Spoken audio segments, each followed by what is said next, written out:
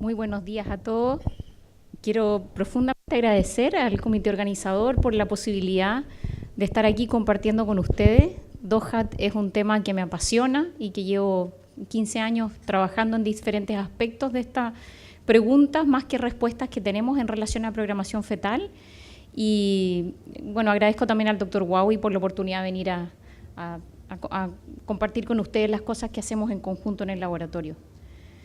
Vamos a hablar, bueno, ya se ha hablado bastante, pero voy a dar algunos conceptos de programación, algunas bases epidemiológicas, las primeras observaciones, 2 o 3 diapositivos en relación a epigenética. Hubo una charla extensa de esto temprano, pero centrarme en 2 o 3 cosas que me interesa que queden súper claras. Vamos a hablar de crecimiento fetal, que es un tema en el que me he centrado en la investigación, de la nutrición materna, porque como se ha mencionado extensamente esta mañana, hay una tremenda oportunidad de intervención a nivel clínico desde la atención primaria, incluyendo la nutrición, y qué desafíos tenemos en la programación. En relación a programación, originalmente se definió este concepto de programación fetal, como ustedes lo pueden buscar en la literatura, en libros de fisiología antiguos, como un proceso a través del cual un estímulo o un insulto en un periodo crítico o sensible, se hablaba como de ventanas, pudiera modificar el desarrollo del feto con posibles resultados en el largo plazo.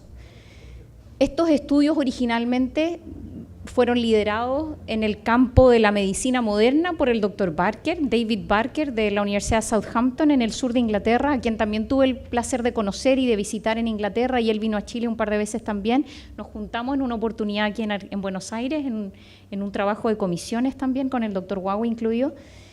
Y siempre pongo esta portada de un libro, no he podido lamentablemente acceder al libro, pero esta portada yo creo que nos dice mucho a los que nos interesa la obstetricia y la perinatología, la neonatología, porque vemos a un niño que ya empieza a caminar, recién aprendiendo a caminar, y todavía sigue vinculado a su placenta, lo que de alguna forma nos dice que nosotros somos en la vida postnatal o tenemos una carga importante en nuestra vida postnatal con lo que ha sido nuestra historia de vida intrauterina. Esto ha tenido explicaciones, originalmente lo llamábamos la hipótesis de Barker, pero como en ciencias las hipótesis, una vez que tenemos alguna capacidad de demostrar que eso es real, dejan de ser hipótesis y son teorías. Entonces prácticamente no hablamos más de la hipótesis de Barker porque eso ya se demostró y todos conocemos y hoy día hemos escuchado suficiente evidencia, entonces hablamos de la teoría de Barker, o simplemente de programación fetal, que fue como originalmente se llamó, y después se dieron cuenta que esto no ocurría solamente en la etapa fetal, probablemente en la etapa embrionaria o preconcepcional habían señales que podían programar, entonces se habló de origen en el desarrollo, y no nos interesa solamente estudiar las enfermedades, porque lo que más quisiéramos todos los que estamos aquí es que todas las personas fuesen sanas. Entonces lo que queremos hacer no es tratar las enfermedades, sino que prevenir las enfermedades tratando a personas sanas y previniendo en personas sanas. Y por eso se dio este concepto de DOHAT, origen durante el desarrollo, Developmental Origins of Health. Nos interesa la salud and disease, como primera cosa la salud. Y esto ha sido demostrado principalmente en estudios epidemiológicos, que son los que se mencionan, y yo también voy a insistir sobre alguno de ellos. Estudios y experimentos en animales. Hubo que hacer experimentos en animales donde se puede deprivar de nutrientes globalmente durante la gestación a hembras preñadas, ratones, ratas, ovejas, conejos, modelos animales hay muchísimos, exponerlos a estrés, exponerlos a luz continua en el caso de las hormonas circadianas, etcétera. Fue necesario hacer estudios en animales para demostrar exactamente cuáles podían ser los insultos que pudieran determinar ciertos fenotipos en la descendencia. Y luego se entró en la etapa de hacer estudios experimentales en células humanas y de animales también ciertamente, para poder entender los mecanismos a nivel de las células, de las moléculas, y ahí nace la epigenética, ¿cierto? Entonces, partiendo con las observaciones epidemiológicas, aquí tenemos, por ejemplo, hay varios ejemplos, pero aquí les pongo solo uno, este paper de Forsdal, que se dedicaba a la pediatría, y entonces él en los años 70 y otros grupos de investigadores habían observado la relación que existía entre la vida perinatal y los riesgos en sujetos adultos. Casi todos estos estudios son retrospectivos, mirando adultos hoy día, qué pasó con ellos 60, 70 años atrás, ¿ya? Y como fue este caso, ¿ya? Y él describe en el fondo que las condiciones restringidas, se refiere, piensen ustedes, están mirando sujetos que en los años 70 tenían 60, 70 años, o sea, estamos hablando de principios de siglo, hambruna, lo normal era el hambre, frío, etcétera. Estos son poblaciones europeas, la mayoría de ellas del norte de Europa, fíjense, Noruega, los estudios de Barker están centrados en Inglaterra, en el norte de Inglaterra, donde hace mucho frío, etcétera, en los periodos de invierno. Y lo que él dice que la pobreza extrema durante la niñez o muy temprano en la vida, incluida la adolescencia, hoy día cada vez más toma fuerza el concepto de la ventana de oportunidad en la adolescencia, seguido de una época de prosperidad, de abundancia, de nutrientes, etcétera, son factores de riesgo para enfermedades cardiovasculares y aterogénesis. Y lo que esta es la figura principal de ese artículo, donde él muestra aquí como la mortalidad infantil. La mortalidad infantil es algo que también Barker usa, y por eso les pongo este ejemplo, porque en el fondo Barker fue un visionario, pero él no fue el que puso el germen de este concepto. Él se basó en estudios de otros haciendo estas observaciones poblacionales, ¿ya? Él también, Forsdal, se había fijado en la mortalidad infantil como indicador de bienestar, ¿cierto?, de la condición que rodea a ese niño cuando nace. Y vemos que los sujetos que vivían en ambientes donde hubo mortalidades infantiles más altas, una vez que son adultos, tienen más riesgo de morir de enfermedades ateroscleróticas, tanto en varones como en mujeres. Y ahí, bueno, viene Barker, no sé si ustedes saben, pero Barker es un internista y él tiene decenas de artículos antes del mundo del DOHAT, que partió en los principios de los 80, tiene estudios de todo tipo de enfermedades que ustedes se puedan imaginar, enfermedades tropicales, endocrinas, etcétera, como buen internista. Y luego se fue dedicando un poquito más a estudios de cohorte y empezó a tener interés por la epidemiología, pero él no es de origen epidemiólogo, ¿ya? Y entonces, como buen internista, tenía esta visión integrada de los sistemas que tienen los internistas, de cómo en el fondo el déficit de un nutriente en el hueso podía tener que ver con algunas hormonas, etcétera. Y entonces describe, haciendo un mapa, él trabajaba muy de la mano con un señor que es muy amigo de él, todavía vive el amigo, que se llama Clive Osmond, que es un bioestadístico. Y entonces, junto con el doctor Osmond, hicieron estas observaciones que seguramente todos han visto, donde miró el mapa de Inglaterra de principios de siglo, ¿cierto? 1901, 1910, esta es la tasa de mortalidad infantil en esa época, y el mapa de Inglaterra, del Reino Unido prácticamente, ¿cierto? Incluyendo Wales, entre 70 años, entre 70 y 80 años después de ese mapa. Y lo que él hace es observar que hay zonas donde, habiendo una mortalidad infantil elevada, 70 años después, la población de esa misma región tiene una tasa de mortalidad por enfermedad cardiovascular también elevada.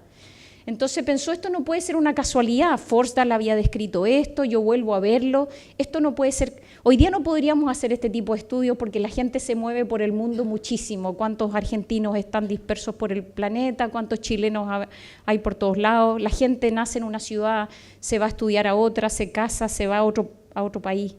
Antiguamente eso no era así y eso permitía hacer este tipo de observaciones, hoy día ya no podríamos hacerlas. Y entonces se dedicó a una de estas comunidades. Southampton está aquí al sur de Londres, aquí está Londres, Southampton está aquí en la costa sur, tiene un astillero, ahí armaron el Titanic, que es bien interesante eso, que en Southampton se armó el Titanic. Y entonces cerca acá hay uno de estos condados que estaba dentro de las zonas donde había habido esto, y entonces él hizo algunos estudios de seguimiento de sujetos en esos lugares. Las enfermeras, las matronas, decimos en Chile, las personas que trabajan en el área obstétrica, las enfermeras del área obstétrica, tenían muy buenos registros en hospitales en esa zona y entonces él pudo hacer un seguimiento de cuáles fueron los pesos al nacer en esos sujetos y, siguiendo las historias clínicas, pudieron llegar a estas publicaciones donde, de nuevo, mira la tasa de mortalidad por enfermedad cardiovascular, prácticamente son casi puros infartos al miocardio, en sujetos que habían pesado distintas cantidades de peso, y se ve una tendencia a aumentar la tasa cuando los sujetos eran más pequeños de peso. Estos son libras, porque son británicos, hablan en libras, ¿cierto? Estos son menos de 2,3 kilos prácticamente, las tasas más altas de mortalidad respecto al otro sujeto. Si ustedes se fijan en los rangos de peso al nacer, esta tendencia no es tan evidente, ¿ya? Entonces hay un degradé, hay matices de riesgo, incluso dentro de los pesos normales que nosotros consideramos normales de peso de nacer, ¿ya? Y esto era bien evidente en mujeres y también en hombres. Esas son sus primeras publicaciones, ustedes pueden ver entre los años 80 y el año 2000, David Barker debe tener unas 250 o 300 publicaciones en este tema, mirando síndrome metabólico, mirando resistencia a insulina, en cohortes europeas de sujetos que fueron expuestos a la guerra, etcétera. Ahí nace también el grupo y la colaboración de Barker, del grupo Southampton en general, con gente que estudia esta corte de la hambruna holandesa. Ustedes recuerdan este periodo de 6 meses prácticamente. Esta es la ración que recibían, este es un país que estaba, donde tenían regulada la ingesta a los adultos, tenía un control político en el fondo del acceso a los nutrientes, y entonces aquí está en calorías, carbohidratos, grasa y proteína, cómo cayó significativamente de prácticamente, si miramos las calorías solamente serían prácticamente 1.700 calorías en un adulto al día, bajó prácticamente a 500, 700 a 500, eso es lo que se describe que era la ración de ingesta durante 6 meses. Como este racionamiento de los alimentos duró 6 meses, hay mujeres que estaban en periodo periconcepcional e inicio de la gestación, otras mujeres se embarazaron durante ese periodo y entonces tuvieron esta exposición en la segunda mitad del embarazo, ¿ya? Y entonces lo que se ha hecho es seguir lo que pasó con los niños, y aquí hay una cosa muy interesante para los pediatras, donde se puede ver, estos son los pesos, la ración que recibían, que son prácticamente este bloque achurado de aquí se ve este efecto del racionamiento también, se ve el peso de los niños al nacer, la talla de los niños al nacer y la circunferencia del cráneo. Rápidamente el indicador más relevante respecto a esta restricción de ingesta calórica es el peso del niño. Evidentemente es un parámetro antropométrico muy valioso y que nos dice mucho de lo que ha ocurrido durante la gestación.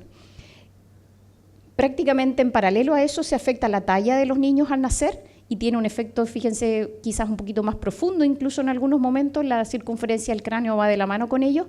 Cuando se recupera la ingesta calórica de las madres, los pesos de los niños se demoran un buen rato en normalizarse. Se fijan que hay un desplazamiento de prácticamente varios meses, 6 meses prácticamente, en que los niños empiezan a volver a nacer de un peso como era antes de la hambruna. Se recupera un poquito más rápido la talla de los niños, quizás la talla es un marcador más sensible a la recuperación nutricional, ¿cierto? Y la circunferencia del cráneo va prácticamente junto con el resto de las variables. ¿Qué pasó con estos sujetos que fueron expuestos en esos años, ¿cierto? En los años 41, 42 a esta hambruna, siguieron a los sujetos que nacieron de estas madres y los han seguido hasta el día de hoy, a los que todavía sobreviven, y ellos hicieron 3 veces más aumento de enfermedad coronaria, más tasa de diabetes, enfermedad pulmonar. A pesar de que la función pulmonar no está alterada, se enferman más de patologías pulmonares, presentan alteraciones en los niveles de colesterol, más obesidad, perciben ellos mismos, tienen probablemente afectados más psicológicamente, perciben que su estado de salud no es bueno, ¿ya?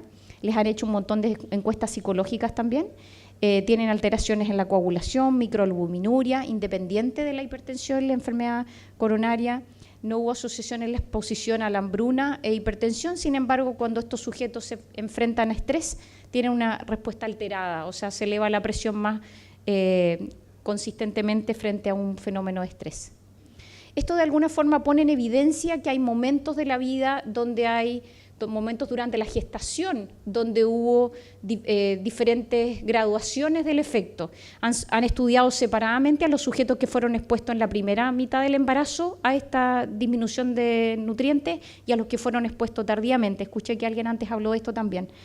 Pero durante la gestación, ¿qué se puede decir? Esta es una revisión de un journal, de una Physiological Reviews, que es muy interesante porque de alguna forma trata de separar la embriogénesis, la formación temprana de cada uno de los sistemas y cómo esto pudiera estar de alguna forma generando espacios de sensibilidad distinta a distintas noxas.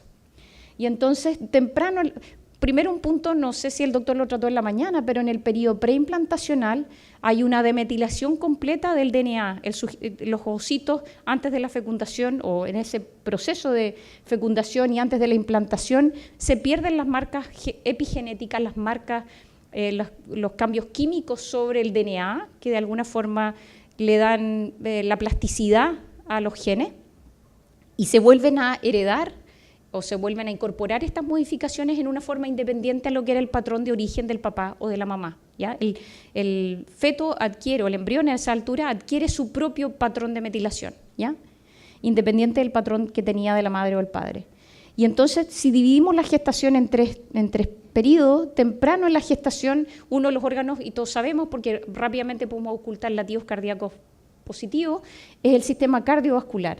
Y entonces probablemente noxas que están establecidas muy temprano en la periconcepción probablemente afectan más intensamente y de un modo más permanente cómo se generan esos primeros vasos sanguíneos que se llama angiogénesis y cómo a partir de esos primeros brotes vasculares se van generando todo el resto del sistema vascular que se llama vasculogénesis.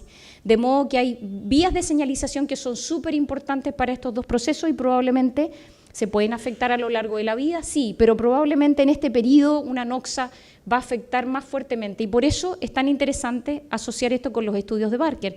Probablemente un niño que nace en un ambiente donde hay una alta tasa de mortalidad infantil está expuesto desde la periconcepción muy tempranamente a déficit de nutrientes, a infecciones bacterianas, a la mamá con diarrea, a la mamá con tuberculosis, etcétera, etcétera.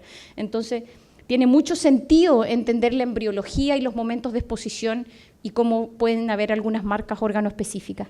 Luego, más en la mitad de la gestación, se ha visto que hay, y esto se puede deducir prácticamente en los estudios en animales, que hay un efecto importante sobre el desarrollo del riñón y particularmente varias estructuras del riñón, pero el número de nefrones. Hasta hoy día sabemos, originalmente en animales, pero hoy día sabemos en los niños que son expuestos a corticoides temprano en la gestación, estos niños tienen menos nefrones por superficie de riñón que un sujeto que no ha sido expuesto. Esto es muy marcado en los niños que tienen restricción de crecimiento fetal severa. Y finalmente, tardío en la gestación, lo que se altera es la adiposidad, la cantidad de adipocitos que se generan y dónde se depositan estos adipocitos. Y entonces probablemente más tardío en la gestación, y eso fue lo que se observó en la hambruna holanda, los sujetos que fueron expuestos tardíamente a la hambruna tienen 500 gramos menos de peso. Y eso hizo pensar por mucho tiempo que el único efecto, o sea, que el mayor efecto era en la segunda mitad de la gestación, porque los niños nacían con 500 gramos menos, ¿ya? Después les voy a mostrar lo que mostró la epigenética, que es completamente diferente. Por lo tanto, el crecimiento, cómo crece el niño a través de la vida y cómo se presentan las condiciones de crecimiento son muy determinantes para esta plasticidad, esta adaptación a la vida postnatal, ¿ya? Esta es la curva de crecimiento que usamos en Chile, que ha sido descrita por dos pediatras.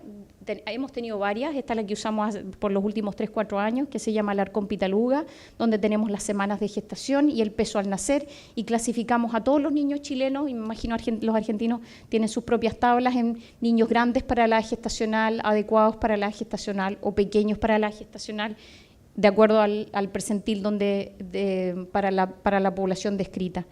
Clave en este proceso es la placenta. Yo llevo mucho tiempo interesada en la placenta como órgano clave que de alguna forma comunica lo que ocurre desde fuera. Nosotros sabemos que el niño tiene la capacidad a través de hormonas de saber, por ejemplo, si está de día o de noche. El feto sabe si es de día o de noche, él no ve la luz, pero sus hormonas le avisan si es de día o de noche. Si la mamá está estresada, por ahí mencionado, no es cierto, la placenta tiene 11 beta hidroxides HSD, se abrevia, hidroxiesteroide deshidrogenasa, y esa enzima es la encargada de metabolizar el cortisol materno a cortisona, que es una hormona menos activa y por lo tanto protege, pero hoy día sabemos que hay mujeres que tienen mutaciones funcionales o que alteran la función de la 11 beta HSD en la placenta, y eso es una cosa que está muy interesante, hay artículos saliendo de eso hoy día, en estos días, digamos. Y también se sabe que hay mujeres que tienen diferente capacidad, niveles de expresión de esta enzima, de modo que eso que creíamos antes, que la placenta era un tremendo tampón que de alguna forma mediaba o regulaba el acceso del niño a los niveles de estrés materno, hoy día eso ya no existe, ya no es ese paradigma, el estrés materno el feto lo percibe, ¿ya? Por lo tanto, importante pensar también en la placenta, no solamente el peso, sino que la vascularización. Nosotros tomamos fotos de todas las placentas que nosotros estudiamos por la cara materna, por la cara fetal. En la cara fetal es impresionante, si yo les mostrara 10 fotos de placenta, ustedes verían esto es prácticamente como una huella digital. Son completamente distintas. Y hoy día existen software que son capaces de escanear y mirar la superficie y saber cuántos vasos hay en esa superficie, y estamos interesados también en hacer ese tipo de análisis con nuestras placentas. En medicina, el tipo de estudios más relevante a veces no nos interesa como clínicos lo que le pasa a un ratón cuando lo exponemos a un estrés, pero sí nos interesa lo que le pasan a los sujetos y sobre todo tiene mucho peso para la evidencia clínica lo que pasa en el largo plazo con sujetos, ¿sí? Nos interesa mucho porque los estudios epidemiológicos de alguna forma nos dicen lo que va a ocurrir, la historia natural de ciertas enfermedades, etcétera. Este grupo estudió, que es un grupo DOHAT, estudió a un universo de niños bastante grande en el sur de Estados Unidos. Estos son sujetos mexicanos que viven en el sur de Estados Unidos y los siguieron, tuvieron una cohorte de nacimiento de cerca de varias centenas de niños, no sé si son 200 o 300 niños, y los siguieron en el tiempo. Cuando ya tuvieron cerca de 8 años, que es cuando publican este estudio, definieron cuáles son los niños que tienen alto riesgo cardiometabólico y qué niños tienen bajo riesgo cardiometabólico. Les habían controlado una vez al año la presión, los colesterol, insulina, glucosa, presión arterial, pero cuando tuvieron 8 años, porque lamentablemente muy temprano en el desarrollo no tenemos estándares, parámetros para definir dislipidemias, etc. Entonces, cuando ya tuvieron 8 años, definieron qué niños eran de alto riesgo y fueron atrás a mirar cómo habían nacido, cómo habían crecido, en qué momento se alteraron estos marcadores. Y entonces en este paper lo que publican son el clúster de niños que participó o que se clasificó como de alto riesgo cardiometabólico y el grupo comparado con un grupo control de niños de bajo riesgo cardiometabólico. Los pesos fueron levemente diferentes, no alcanzaron significación estadística, pero ciertamente fueron ganando peso, los niños del clúster de alto riesgo fueron ganando peso y a partir de los 3 años se separaron de los niños que fueron normopeso y no con alteraciones metabólicas. La talla también se afectó tempranamente a los 3 años, el índice masa corporal que se deduce de esto, la circunferencia del brazo como adiposidad periférica, ¿cierto? Y curiosamente la presión arterial sistólica fue un marcador que se diferenció tempranamente. De nuevo, el sistema cardiovascular, no debemos perder la atención al sistema cardiovascular. El sistema cardiovascular tenía diferencia en este grupo ya desde el primer año de vida, ¿ya? Y estos niños ganaron peso distinto entre el año 1 y 3, ya inmediatamente el grupo de alto riesgo. Y les voy a mostrar qué pasó con los pesos de nacer, porque originalmente, como describió Barker, el riesgo está en el bajo peso al nacer. No sé si es el problema de Argentina, probablemente vamos desde el punto de vista de desarrollo epidemiológico bien parecido a Chile. Chile tenemos una epidemia de obesidad, pero somos campeones, en eso somos campeones, ustedes nos ganan en fútbol, nosotros ganamos en la obesidad. Tenemos 30% de nuestras embarazadas que entran al embarazo en estado de obesidad. Tenemos niños en primer año del colegio, o sea, a los 7 años prácticamente, primero básico, tenemos como 25% de niños que entran con obesidad. O sea, Chile está viviendo una de las crisis de transición epidemiológica más importantes de Latinoamérica, ¿ya? Y entonces es muy importante mirar esto porque nosotros estamos teniendo más macrosomía que bajo peso, ¿ya? Probablemente como todo el planeta, pero fíjense, entonces el tema de la teoría de Barker, que es el bajo peso, cuando dividieron en quintiles el peso de nacer de los niños, para ver cuáles eran estos niños del clúster de alto riesgo, dónde estaban. Y si ustedes se fijan, un porcentaje más alto de niños que pertenecían al clúster de alto riesgo habían sido bajo peso, tenían peso de menor de 2.800 gramos prácticamente, y tenían más de 3.700, 3.600 y tantos gramos. O sea, los alto pesos y los bajo pesos, finalmente después de 8 años, tenían más riesgos de estar en el clúster cardiometabólico. Y si a eso le agregamos conductas maternas que están asociadas a esto, como por ejemplo que las madres fumen, aquí separaron en las madres que no eran fumadoras respecto de las madres que eran fumadoras y hacía una importante distinción el peso al nacer. Nosotros sabemos que el tabaquismo en la mamá genera niños de menos peso, ¿cierto? El tabaco genera vasoconstricción en la placenta y eso ayuda a que el feto no crezca. el porcentaje de sujetos que pertenecen a estos grupos de percentiles más bajos de nacimiento. El peso de la placenta era diferente, eso, pero muy parcialmente, pero mire un indicador, el indicador de la suficiencia placentaria, es decir, cuántos gramos de placenta necesita 3,5 kilos de feto de recién nacido, ¿me entienden? Pesar las placentas. ¿Ustedes pesan las placentas en las maternidades? ¿No? Ya. En Chile las pesábamos y fíjense cómo vamos para atrás, dejamos de pesarla. Ya no se registra el peso de la placenta, algo tan fácil de hacer. Lo que sí hay que cortar el cordón umbilical a la base de la placenta y sacar las membranas. Pero eso se puede hacer tranquilamente en la sala de manejo de material biológico, se pone arriba de una balanza y se anota. Es muy simple y nos da un tremendo indicador. Nosotros hemos encontrado, y otros grupos también, que los niños obesos que tienen más adiposidad tienen una desrelación con el peso de su placenta, es decir, su placenta es muy pequeña para el tamaño final del recién nacido, ¿ya? Ellos también encontraron que la suficiencia placentaria era un tema interesante. Y luego aquí les muestro, ellos detallaron un poquito más cómo eran estos grupos. Fíjense, los quintiles bajos eran los niños de bajo peso y los niños de más alto peso. Y fíjense cómo se afecta por el tabaquismo materno en relación a la posibilidad de que estos niños entraran en algún minuto a pasar a formar parte del grupo de alto riesgo cardiometabólico. Y fíjense de 0,3 prácticamente que tienen los niños, incluso de alto riesgo, que son los de bajo peso, si la madre fuma en los niños con más peso, hay un efecto muy importante del tabaquismo materno sobre el riesgo cardiometabólico en el niño. De nuevo, la lactancia, lo hablamos hace poquito, escuchaba la conferencia de lactancia, muy importante. El hecho de que la madre le diera menos de 4 meses de pecho exclusivo a su hijo aumentaba también el riesgo, sobre todo de nuevo, los pesos extremos de niños, o sea, los prematuritos, los bajo peso y los niños grandes para la gestacional, lactancia exclusiva, hay que promoverla de todas las formas posibles y mantener alejados los sucedáneos.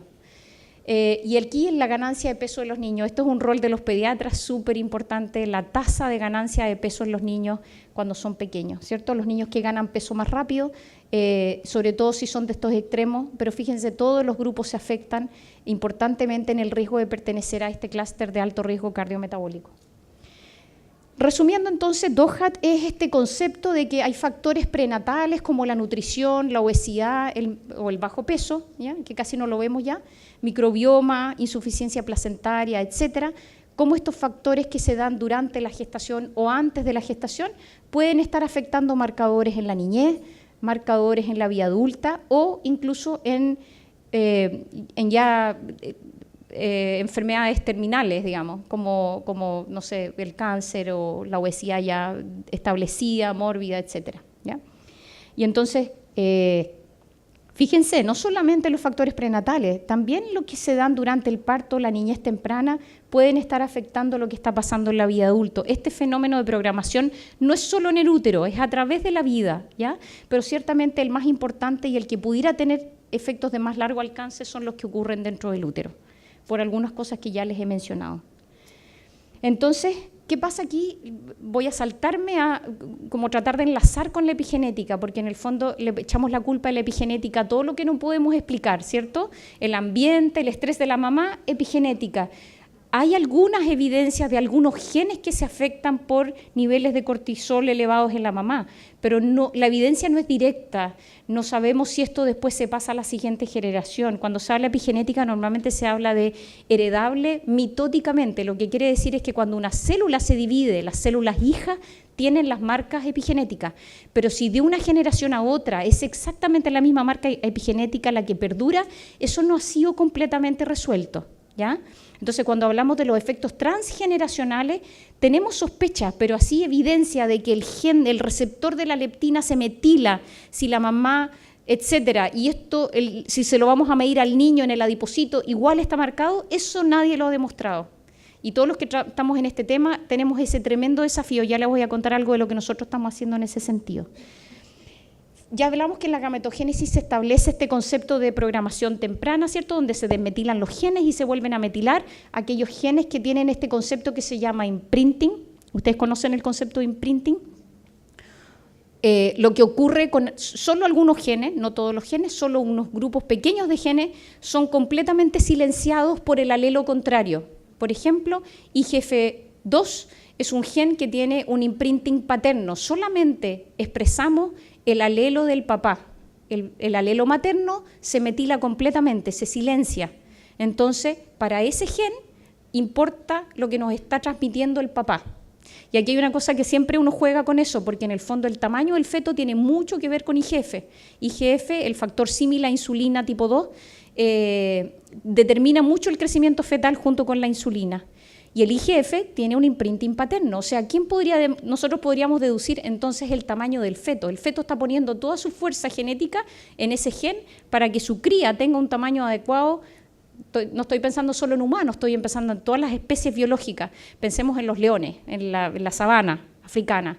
Entonces el león quiere transmitir sus genes de tamaño, porque si sus crías son pequeñas van a ser depredadas, no le importa. Lo que él quiere es que su cría sea grande, ¿cierto? Que pueda sobrevivir a esa etapa temprana de la vida. Entonces el IGF tiene un poco ese rol, ¿cierto? Que su crío sea grande. El papá grande quiere que su hijo sea grande porque así no va a sobrevivir, ¿sí? Por lo menos para alcanzar a reproducirse. Ese es el sentido biológico de alcanzar al proceso reproductivo, ¿cierto? Sin embargo, el tamaño del útero, el tamaño de la hembra dice mucho del peso al nacer. Y entonces hay una lucha ahí de la epigenética y de la fisiología anatómica, de donde crece, el contenedor donde crece ese feto. Y como suele ocurrir en las sociedades, el sujeto masculino manda epigenéticamente, pero es la hembra la que define el peso del feto, y eso está demostrado en un montón de animales, de distintas especies. La hembra determina el tamaño del feto al momento de nacer. Después el niño puede expresar su potencial genético fuera del útero, pero la hembra tiene que sobrevivir a ese parto, porque si tiene un feto muy grande, es capaz que no sobreviva, ¿cierto? Y entonces se muere en el parto. No le conviene reproductivamente y evolutivamente a la hembra dejar crecer dentro de un feto eternamente para que después no lo pueda parir, ¿cierto? Bueno, esta es la lucha entre el ambiente y el ecosistema, ¿cierto? Bueno, aquí ocurre que se establecen estas marcas epigenéticas por imprinting, ¿ya? Aquellos genes que son improntados, ¿ya? Luego, durante la concepción, aquí se reasume, se vuelven a establecer algunas metilaciones parentales, etcétera. Aquí ratios, se borran las marcas y vuelven a aparecer más tardíamente, ¿cierto?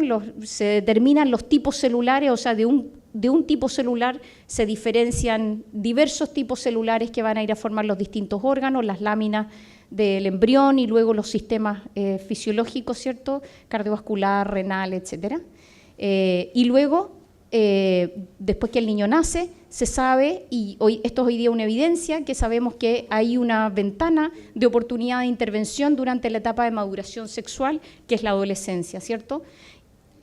Hay algunos estudios en gemelos, hay muchos estudios de epigenética hechos en gemelos, donde sabemos que tienen exactamente la misma genética, pero han sido expuestos a ambientes distintos, donde se han hecho intervenciones nutricionales, farmacológicas, de actividad física, etcétera, y se ha demostrado en el fondo la plasticidad que se genera gracias a estas marcas epigenéticas, ¿ya? Y fíjense, en casi todos de ellos la nutrición aparece como un factor que potencialmente puede estar como señal ambiental afectando cómo se están expresando ciertos genes y los efectos en el largo plazo, ¿ya? Lo dejo ahí porque nos interesa mucho en nuestro grupo la nutrición. Aquí en relación epigenética, esta foto me parece genial porque ciertamente un Shar-Pei tiene ese aspecto genéticamente, definido genéticamente. Pero este niño de aquí, ciertamente, el ambiente ha hecho mucho más que sus genes, ¿cierto?, para tenerlo con ese fenotipo, ¿cierto? Entonces me parece, ya se habló de esto, nuestro DNA no es nuestro destino. Cuando pensábamos que el genoma nos iba a decir todas nuestras enfermedades, no fue así, probablemente el ambiente.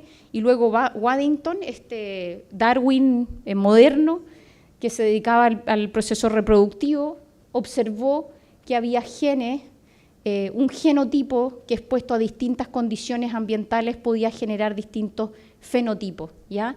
Y entonces no está todo dicho en los genes, el ambiente puede interferir, estos genes se pueden adaptar. Siempre creemos que Darwin no creía en esto del ambiente, y la verdad es que Darwin sí creyó en lo del ambiente, ¿ya? Él no fue tan cerrado a eso, pero lo dejó más en segundo plano, ¿cierto? Él era un observador bastante más pragmático. Y aquí, esto es lo que el doctor les explicaba en la mañana, ¿cierto? Como las modificaciones químicas del DNA, que se llaman Hoy día sabemos que las bases que se metilan son las citocinas. En otras especies, en gusanos, se metilan otras bases, no solamente las citocinas, ¿ya? En humanos hasta ahora, lo que sabemos hasta ahora es que las citocinas se metilan y eso hace que ciertamente químicamente el DNA tiene una modificación química y le permite en el fondo enrollarse de una forma distinta. Porque en el fondo todo esto tiene que ver con el acceso a la cromatina. La cromatina es esta parte de aquí, donde está el DNA enrollado sobre estos paquetes proteicos que se llaman histonas, ¿cierto? Entonces, la estructura que tiene la cromatina es lo que permite a las señales que tienen que ir a prender o apagar genes, que se llaman factores de transcripción. No sé, pensemos en la hipoxia, ¿ya? A los de la neo o la gente, los pediatras les puede interesar la hipoxia. Cuando uno va a la altura en Chile, nosotros también, ustedes también, tenemos la cordillera compartida ahí, cuando uno sube 2.000, 3.000 metros le falta el oxígeno, ¿cierto? Y entonces uno de los genes que rápidamente sensa falta oxígeno, tenemos que empezar a transcribir para que se genere más hemoglobina, etcétera, es la eritropoyetina. Y entonces la eritropoyetina es un gen que en su región bien promotora, muy atrás de donde codifica para la eritropoyetina, que se llama el promotor del gen, tiene un sitio que responde a hipoxia. Hay unas proteínas que están siempre siendo degradadas en presencia de oxígeno, pero baja el nivel de oxígeno, esas proteínas se estabilizan, van al núcleo y activan eritropoyetina. La eritropoyetina se empieza a producir masivamente al segundo o tercer día que estamos expuestos a la hipoxia. Y es un mecanismo de defensa. Hay otros sistemas que son de respuesta mucho más rápida, pero este es un ejemplo de cómo nos adaptamos al ambiente gracias a que esa cromatina en esa región estaba descompactada. Pueden entrar las proteínas, interactuar con ese DNA y generar que se exprese un gen, ¿ya? Si ese gen está metilado, si uno de nosotros tuviera una alteración por la razón que fuese, y en esa zona que tiene que el sensor del oxígeno estuviera metilada, no pueden estas proteínas interactuar con el DNA y decirle a ese DNA genere esa proteína, el transcrito, RNA mensajero, para que luego se traduzca a proteína. No tiene esa posibilidad, ¿ya? Y de eso se trata la epigenética, que la cromatina esté compactada o el switch de la luz esté apagado o la cromatina esté descompactada. Y es las señales de compactación del DNA que conocemos hasta ahora y así parcial ya tenemos ciertas dudas, porque ya no es tan así. Cuando el DNA está metilado, se silencia ese gen, se apaga, se compacta la cromatina y ese gen no se expresa. Cuando está demetilado, no hay grupos metilo, la cromatina está descompactada y por lo tanto se expresa ese gen. Como les digo, eso ya no es tan así, porque fíjense, pensábamos, las regiones del promotor son importantes, que es donde se define si esa cromatina, si ese gen se va a expresar. Pero nosotros hemos hecho epigenoma y hay una cantidad infinita de sitios de metilación que están en las regiones codificantes de los genes, en los intrones que no se expresan en los transcritos, y etcétera. Entonces, no sabemos, el 90% de la epigenética no sabemos qué hace, ¿sí? Entonces, no nos sintamos ignorantes. La verdad es que no sabemos, nadie sabe, ni los que dicen que saben, saben, porque no sabemos, ¿ya? Luego están los RNA, los microRNA, que también son unos RNA, fíjense, en distintas regiones de nuestros genes, cuando ya termina la región codificante por allá, en los UTR que se llaman Untranslated Regions, regiones que no se traducen a mensajero, o a veces en los intrones se codifican unos RNAs pequeñitos de 20 nucleótidos, 20-22, que van a ir a modificar la expresión de genes. Es como si yo eligiera una secuencia de 20 en los antiguos guías de teléfono, ¿se acuerdan? Que habían números telefónicos, en ese tiempo tenían 5 o 6 dígitos, pero imagínense que la guía telefónica tuviera 22 dígitos y yo pudiera elegir uno de esos y lo tiro a un recipiente lleno de DNAs. Un microRNA es capaz de apagar 20 genes, 30 genes. Es una forma súper poderosa de apagar genes. Y recién lo estamos descubriendo y lo descubrimos nuevamente en el estudio en los gusanos. Casi todo esto se ha descrito en gusanos y en plantas. Y hoy día sabemos en humanos, seguramente ustedes ya han leído muchísimo, microRNAs en la orina, en el plasma, en el líquido cefalorraquídeo. ¿Qué hace ahí esos microRNA? Nosotros también tenemos una publicación de microRNA, medimos en sujetos prepúberes microRNA y lo relacionamos con marcadores antropométricos, pero no sabemos qué están haciendo ahí. Sabemos que hay algunos que son específicos para apagar ciertos genes y se están buscando.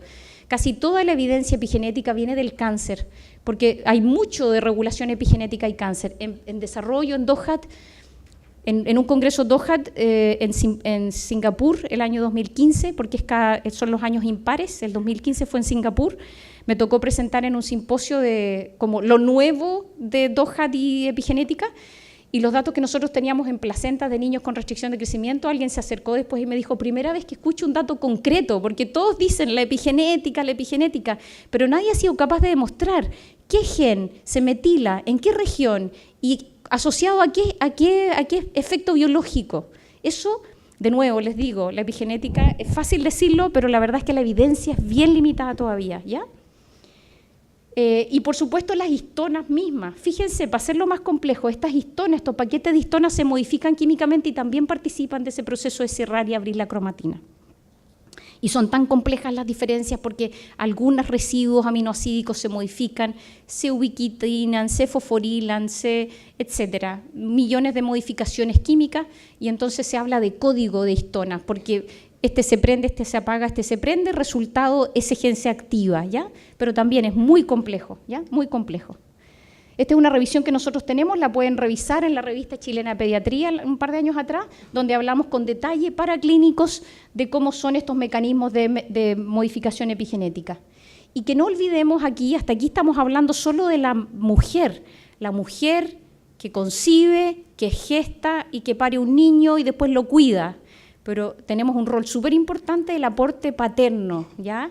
Y entonces cada vez hay más estudios que varones con alteraciones metabólicas son capaces de pasarle esas alteraciones metabólicas, diabetes, obesidad, hipertensión, a sus hijos por mecanismos epigenéticos. La evidencia no es tan dura todavía, pero hay algunos estudios por ahí que muestran que en los espermios de los sujetos con afectaciones metabólicas pueden haber microRNAs que pasan al DNA de ese ovocito fecundado y pueden estar regulando expresión de genes, ¿ya? Y entonces, como el padre, a través de sus células germinales, puede estar afectando un fenotipo, ¿ya? Como que no, para que no lo perdamos de vista. Vamos a ir al tema que me interesa a mí, que es la obesidad. Aquí tenemos un recién nacido de buen peso.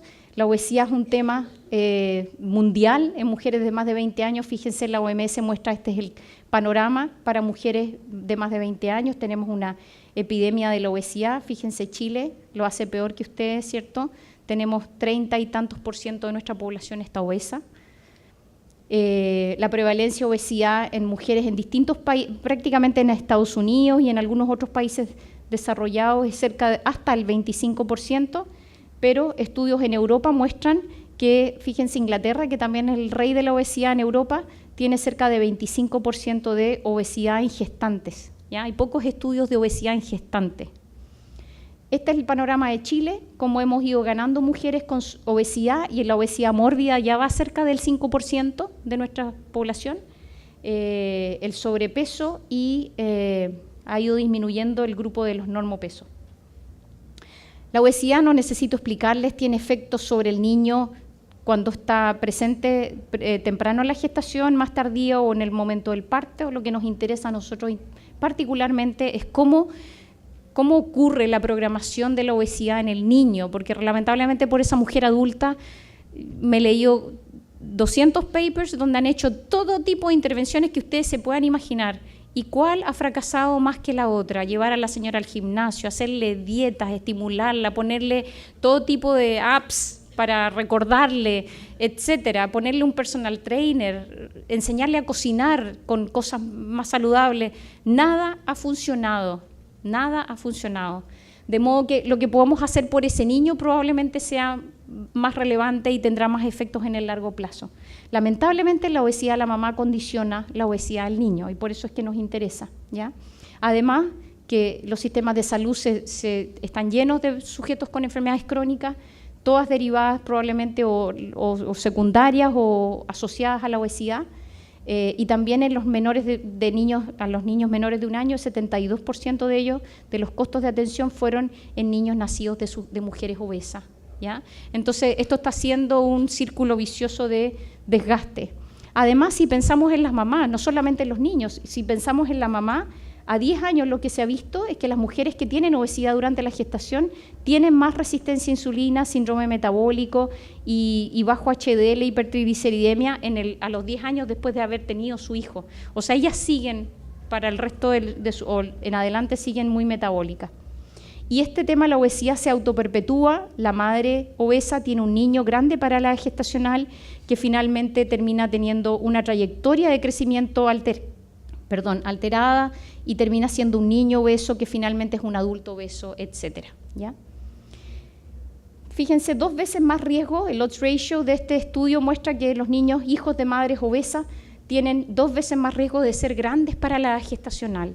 Y ser grandes para la gestacional o nacer sobre el percentil 90 de lo que una población espera para sus niños, no solamente le confiere riesgo de ser obeso, sino que le da riesgo cardiometabólico. Fíjense, esto es leptina elevada, adiposidad elevada, hipertensión, etcétera. Estos son los niños adecuados para la gestacional, estos son los niños pequeños, donde es significativamente más riesgoso tanto en la niñez como en la adolescencia, y los niños grandes para la gestacional. O sea, los 2 extremos de crecimiento, los bajo peso y los grandes para la gestacional, tienen este riesgo.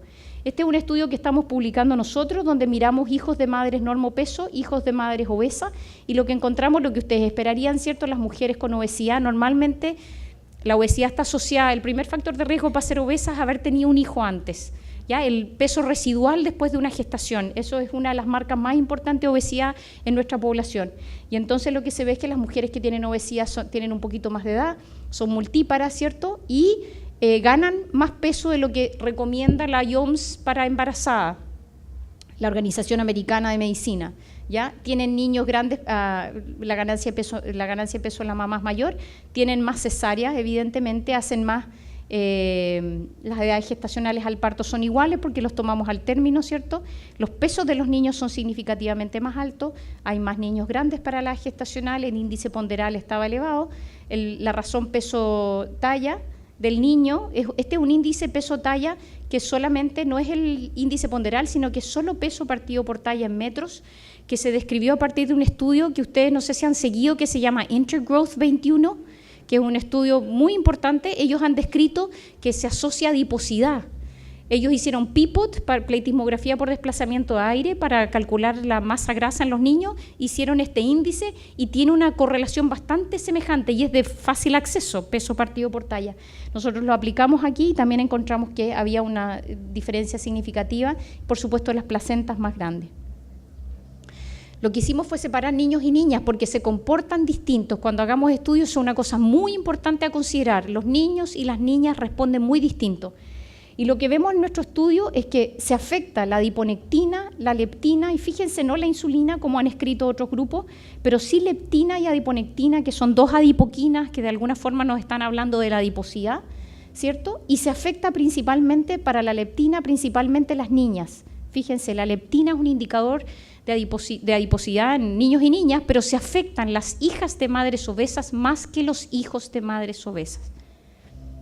Cuando hicimos las correlaciones, las asociaciones entre la obesidad materna, o sea, que la mamá tuviese un BMI sobre 30 antes de la gestación, y las adipoquinas, es significativo para las adipoquinas en los varones, no en las niñas, en los no ajustados, en los ajustados para niños y niñas. O sea, adiponectina es una adipoquina interesante de seguir. Es súper interesante de seguir y los mecanismos de acción están determinados. Una mamá con adiponectina, una mamá normopeso tiene una adiponectina tal, cerca de 30. Si un sujeto adulto empieza a ganar peso, empieza a caer la adiponectina. La adiponectina baja es un marcador de adiposidad, ¿cierto? Pero entonces la pregunta era, ¿los hijos de las madres obesas tienen la adiponectina baja ya porque su mamá fue obesa y él probablemente gana mucho peso en el útero y ya tiene este mecanismo adaptado? No. Nosotros demostramos que los hijos de las madres obesas, y hay bastante controversia en la literatura, pero nuestros datos son bien contundentes, los hijos de madres obesas nacen con adiponectina elevada respecto de los niños normopesos, lo que tiene mucho sentido porque el sistema todavía no ha tenido que ajustarse, sino que está recién desarrollándose, y como es secretado por el adipocito, más masa adipositaria, más adiponectina. Eso necesitamos demostrarlo porque no hicimos composición corporal en estos niños. Tenemos una nueva corte de la que sí estamos haciendo composición corporal con PIPOT. Y la leptina, fíjense, fue significativa solo en las niñas. Se correlaciona con el BMI solo en las niñas. Es decir, los niños, los fetos masculinos, hijos de madres obesas, tienen todas las adaptaciones antropométricas. Son más grandes, son más largos, pesan más. Las niñas no se ven afectadas tanto así, pero sí sus mecanismos endocrinos, adipocrinos llamemos, ¿ya? Así que esa es una cosa muy interesante. Esto es parte de los estudios que hemos hecho entonces, los niños grandes para la gestacional. Hemos mirado las alteraciones de estas hormonas, cómo se asocian positivamente, esencialmente, el que se afecta en la antropometría es principalmente el feto masculino, y cómo a nivel de la placenta, no les mostré nada de eso porque si no nos habríamos extendido demasiado, su placenta tiene adaptaciones vasculares que permiten que haya más transmisión de nutrientes de la madre al feto, ¿ya? Nosotros estamos interesados en mirar asma y este estudio de alguna forma respalda nuestros datos, cómo los hijos de las madres obesas hacen más asma. Ese era el objetivo de este estudio, madres obesas, madres normopeso, y en los niños miramos marcadores, estamos siguiendo a esos niños, están cumpliendo 30 meses estos días y los estamos evaluando. Pero fíjense, nosotros quisimos mirar un lugar donde mirar la programación.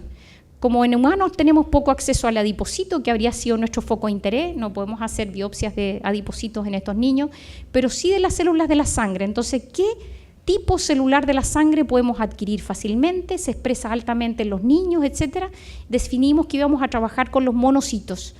Los monocitos es el tipo de célula inmune que sale del sistema vascular y se va a interactuar como macrófago con los distintos tejidos, particularmente con el tejido adiposo. En un sujeto adulto, el tejido adiposo de un sujeto adulto obeso está infiltrado con macrófagos que vuelven ese tejido adiposo cada vez más inflamatorio.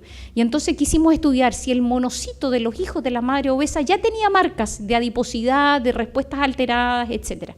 Y lo que encontramos, está difícil aquí, pero yo los voy a conducir. Aquí miramos TNF-alfa, no encontramos, los monocitos son las barras blancas, esos monocitos fueron diferenciados a macrófago in vitro, que son las barras negras, ¿ya? Pero fijémonos en los monocitos, no cambia TNF-alfa, la expresión de TNF-alfa en monocitos de madres obesas y controles, sí cae, fíjense, interleuquina 1 beta, que también es una citoquina proinflamatoria, hubiésemos esperado que estuviera aumentada.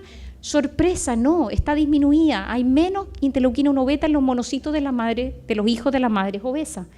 Cuando fuimos a mirar qué pasaba con la metilación en el promotor de ese gen, miramos interleuquina 1 beta y encontramos, oh, sorpresa, hay una caída en la metilación. Aquí las barras negras corresponden a los monocitos de las madres obesas, hay una caída significativa en la metilación, lo que de alguna forma puede ser una señal de que este gen está activado, ¿ya? No sabemos a qué estímulo está respondiendo esta activación.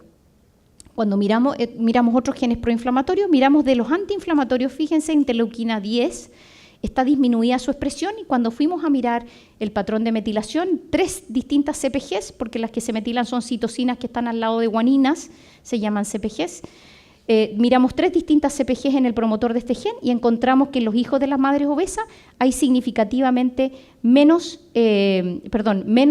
metilación en estas 2 regiones, ¿ya? Y entonces, ¿qué encontramos? Los monocitos se diferencian a macrófagos de tipo 1, que son inflamatorios, que tienen baja interleuquina 10, baja arginina, bajos distintos genes y sobreexpresados estos otros genes, y macrófagos tipo 2, que son antiinflamatorios. Estos dos a la vez se dividen en distintos tipos, la inmunología cada día más compleja. Pero aquí lo que nosotros encontramos es que los hijos de las madres obesas tienen este fenotipo de los macrófagos tipo 1, que secretan menos interleuquina 10. Como la cosa pro y antiinflamatoria es un balance entre pro y anti, no encontramos más proinflamación, pero sí encontramos una caída en la antiinflamación. Y eso, para nuestras definiciones y lo que el mundo de la inmunología define, es una proinflamación, ¿ya? Una caída en los mecanismos antiinflamatorios, de los genes en este caso. Nosotros no estudiamos respuestas funcionales en estas células, ¿ya? Estamos haciendo cosas con esas células hoy día, exponiéndolas a leptina, etcétera, ¿ya?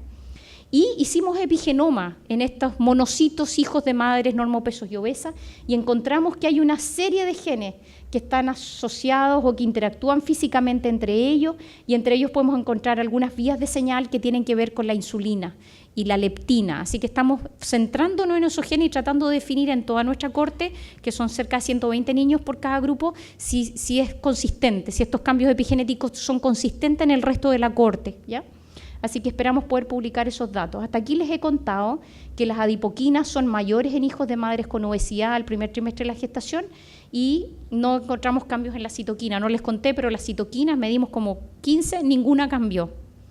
La obesidad materna en el primer trimestre de gestación se asocia a un perfil metabólico de sus hijos al momento de nacer, leptina elevada, adiponectina elevada, y compromete en mayor medida a las niñitas en relación a leptina. Los hijos de madres obesas presentan cambios de expresión de genes que participan en las respuestas proinflamatorias en los monocitos de su sangre al nacer, y algunos de estos cambios se asocian a metilación del DNA. El último pedacito les quiero contar cosas de la nutrición, que como yo les comenté es una oportunidad de intervención. Ustedes han visto esta imagen, los ratones agouti son ya clásicos, ¿cierto? Esto pertenece al estudio postdoctoral del Dr. Rob Waterland, que estuvo en Harvard un tiempo, ahora parece que está en UCSL o no sé dónde está, pero es un epigenetista muy reconocido hoy día. Estos son datos de su postdoctorado, donde miró esta cepa de ratón que se llama agouti y miró que algunos de ellos tenían esta coloración, eran como moteados, eran distintos en cada camada. Y entonces hicieron un estudio de intervención en las hembras y a un grupo de hembras las suplementaron con ácido fólico. En realidad, un grupo de hembras que habían sido expuestas a baja vitamina B12. Eso fue baja vitamina B12 como un estrés. Y entonces a un grupo de esas hembras las suplementaron con ácido fólico y a otro grupo de esas hembras preñadas no las suplementaron. Y aquí abajo, tratando de ser simple, están los sitios de metilación del promotor de este gen, ¿sí? El sitio de metilación 1, 2, 3, 4, los sitios que describe este gen, que son las citocinas que son metilables. Y lo que encontraron es que en el hígado de las crías, de las mujeres, de las hembras no suplementadas, el porcentaje de metilación en cada uno de estos sitios, esto se hace por pirosecuenciación, donde se puede hacer una cuantificación de estas metilaciones, es baja. Fíjense, menos del 30% de las células en general tiene metilado estos residuos. Un número alto de células, muy poquitas están metiladas, ¿sí? Estos son distintos animales en realidad. Y cuando miraron a los hijos de las hembras suplementadas, encontraron, fíjense, se nota evidentemente a la vista que hay más porcentajes de metilación en los distintos residuos, en los distintos sujetos. Y esto es lo que da la coloración café, ¿sí? Hasta ahí es solo algo fenotípico. Los animales de piel oscura tienen el gen metilado. Este agouti está apagado, ¿sí? En los animales de la piel clarita, este gen agouti se expresa. Ya, y so what, diría alguna persona, ¿cierto? ¿Qué importa? Los dejaron crecer los ratones. Oh, interesante, los animales que estaban metilados, que tenían apagado el gen agouti, eran delgados, se mantenían delgados a lo largo de la vida, a pesar de que los ratones, ustedes saben que cuando están en laboratorios de experimentación tienen comida ad libitum, o sea, pueden comer todo el día si quieren, ¿ya? Los animales igual permanecen delgados, porque tienen este gen metilado. Esas pelotitas de alguna forma representan la metilación del gen. Cuando se van moteando, empiezan a desaparecer las marcas de metilación, se van moteando cada vez más claritos, se vuelven obesos espontáneamente, hacen tumores espontáneamente y sí tienen esta coloración amarilla del pelaje. Entonces, esto fue una de las primeras evidencias de que las intervenciones nutricionales tenían efectos, no solamente el fenotipo, sino que también en las características de los sujetos, ¿ya? Y ahí nacen la tentación tremenda de empezar a hacer estudios de intervención. Suplementemos vitaminas, hagamos cosas. Aquí hay un ejemplo de la naturaleza nuevamente, de una misma larva de una abeja, de la misma larva. Los sujetos que tienen dieta, la jalea real, terminan siendo la abeja reina. Ella se reproduce. El resto de las que no se alimentan de jalea real, le dan jalea de trabajadora, son para el resto de la vida trabajadoras y no se reproducen. De modo que esto solamente para motivarnos en cómo el desarrollo temprano es tan determinante en cómo estas trayectorias de crecimiento. Este es un estudio de la naturaleza, no es algo que uno quisiera que ocurriera, pero en ciertas regiones del África la gente se alimenta de lo que está disponible en la naturaleza. Ellos no tienen Coca-Cola, no tienen McDonald's ni nada de esas cosas, entonces se alimentan de lo que cosechan. Y entonces se dan dos épocas muy marcadas en el año, la época lluviosa y la época seca. Y entonces cuando llueve la gente no se puede alimentar muy bien porque los granos están en proceso de crecimiento.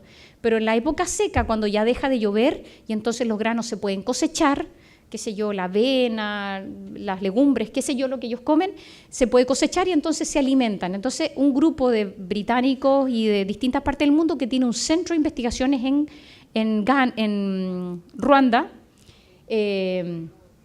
no es exactamente Ruanda, pero en la zona central del África,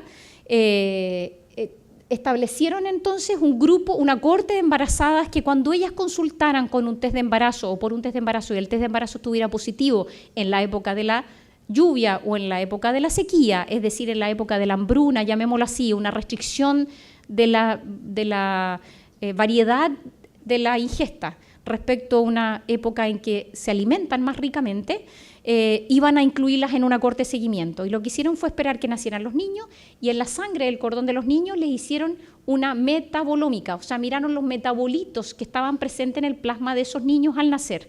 Y luego les tomaron DNA de las células de la sangre, pero también le tomaron de la base del pelo, fíjense, para poder ver, porque el tema de la epigenética es un tema muy tejido dependiente. Un tejido se altera, el otro tejido no responde, ¿ya? No es que nos metilamos entero, no. En un tipo celular hay una respuesta de metilación y por eso es tan importante poder acceder a los tejidos para poder evaluar las marcas epigenéticas y por eso no hemos podido avanzar.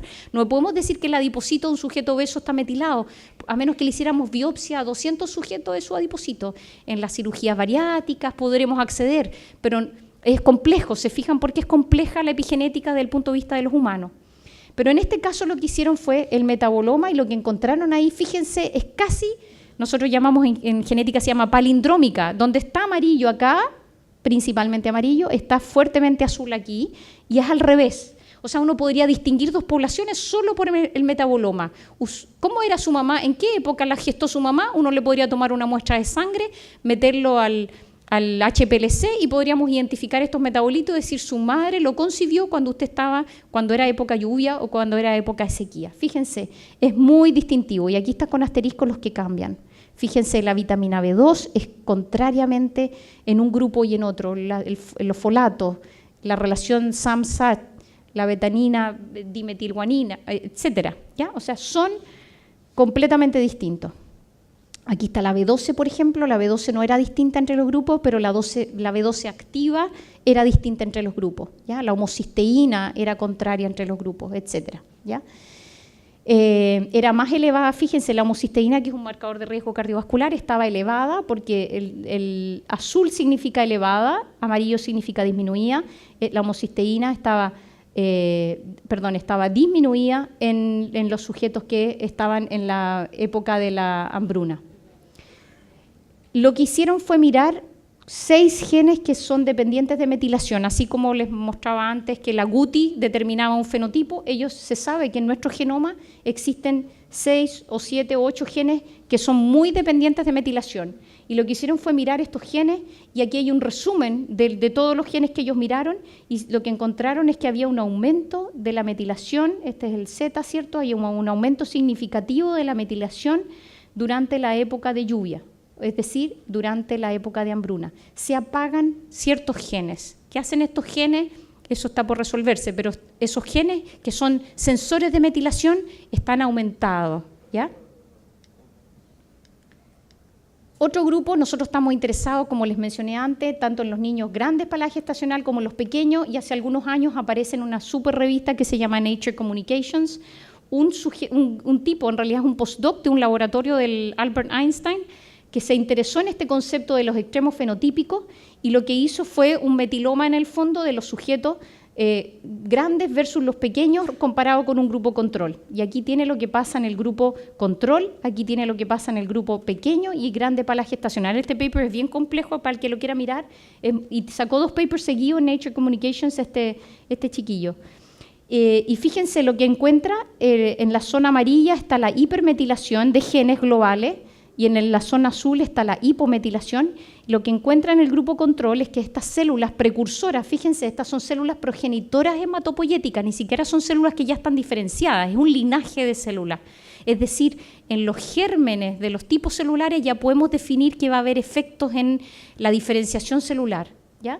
Y en estos progenitores encontraron que en el grupo control había un aumento del número de genes que estaba hipometilados, lo que era completamente contrario en los sujetos que eran pequeños para la gestacional o que tenían restricción de crecimiento fetal y los niños que eran grandes para la gestacional, comparado con los controles. Fíjense, aquí está de 0.02 hacia arriba los genes hipometilados y aquí está casi en la línea de corte y por debajo, ¿ya? Como si hubiese de nuevo este efecto de completamente contrario cómo es el fenotipo de estas células precursoras hematopoyéticas de los distintos extremos fenotípicos.